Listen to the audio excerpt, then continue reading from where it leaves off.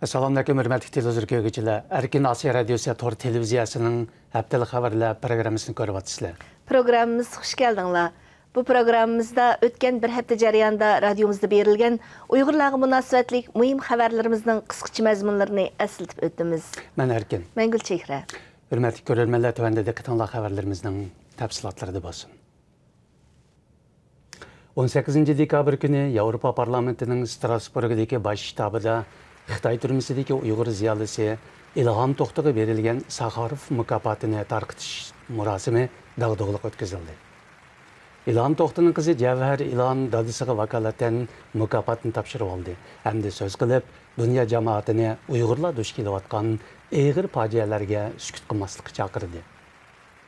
Ma'lum bo'lishicha, İlham To'xta turli xalqaro mukofotlarga, jumladan Nobel tinchlik mukofotiga nomzod qilib ko'rsatilayotgan bo'lib, Sakharov mukofotining berilishi bu jihatdagi umidlarni texmi zo'raytmoqda ekan.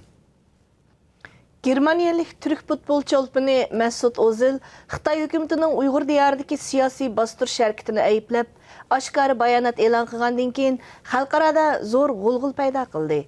Mesut Ozilning oshkora holda Uyg'urlar duch kelayotgan ijtimoiy fojialarga hissdoshlik qilishi va Xitoy hukumatini ayblashi haqqoniyatni so'yguchi ko'plagan kishilarning olqishiga sasovar bo'ldi. Xitoy hukumati darhol bunga norozilik bildirib, Mesut Ozilni Xitoyga dushmanlik qilib, jihodiy guruhlarga yordam berishni va musulmon dunyosida Xinjiang masalasi tufayli Xitoyga qarshi nafrat shakllantirishni maqsad qilgan deb aybladi. O'tgan hafta bir sabiy bolaning muzorasida qolgan jasadi qezib chiqarilganligi haqidagi qisqachasin ko'rinishi ijtimoiy taratqularda keng tarqalgan hamda ko'plagan bas munozirlarga sabab bo'lgan edi.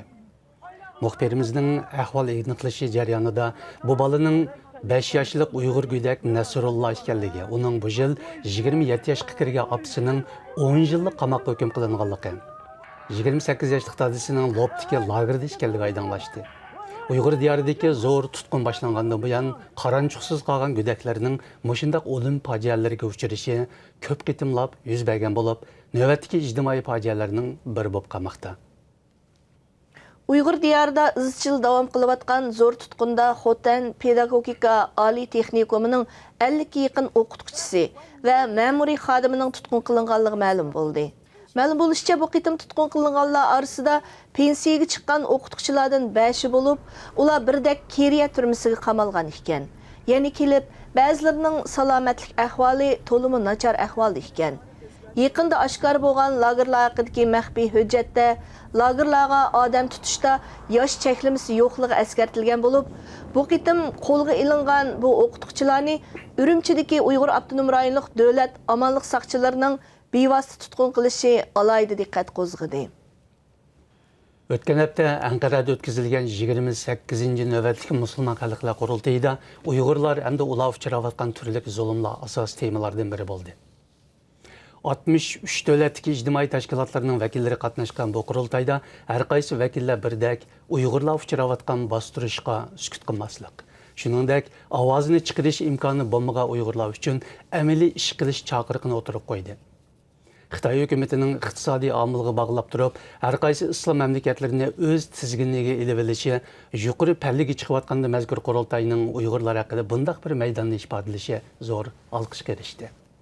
Avropa Parlamenti 19 dekabr kuni Uyg'urlar diyoridagi kishilik huquq krizisi haqida qaror loyihasi ma'qullab, Avropa Ittifoqining ijroiya organlarini Xitoyning Uyg'ur rayonida sodir qilayotgan kishilik huquq dafsandichiligiga qarata kuchlik harakat qo'llanishga chaqirdi. Mutlaq ko'p ovozning qo'llashida ma'qullangan qaror loyihasida Xitoy hukumatining Uyg'urlar diyoridagi tutqun harakatini tezdan to'xtatishi, lagerlarni taqishi, shundaqla kishilik huquqni dafsanda qilayotgan Xitoy amaldorlariga qarata embargo qo'yish talab qilindi. Mazkur qaror loyihasi Avropa Parlamentining yaqinqi 1 yil ichida ma'qullagan Uyg'urlarga aloqador 3-qitimlik qaror loyihasi bo'lib, Uyg'urlar duch kelayotgan bostirishlarga qarata xalqaroning qo'llashini qo'lga keltirishda zo'r ahamiyatga ega deb qaralmoqda. Muhtaram televizor ko'rguvchilar, yuqorida Erkin Asiya Radiosi Tor televiziyasining haftalik xabarlar programmasini ko'rdinglar. Kelar hafta ko'rishaylik. Xayr xo'sh. Xayr xo'sh. Aman bo'linglar.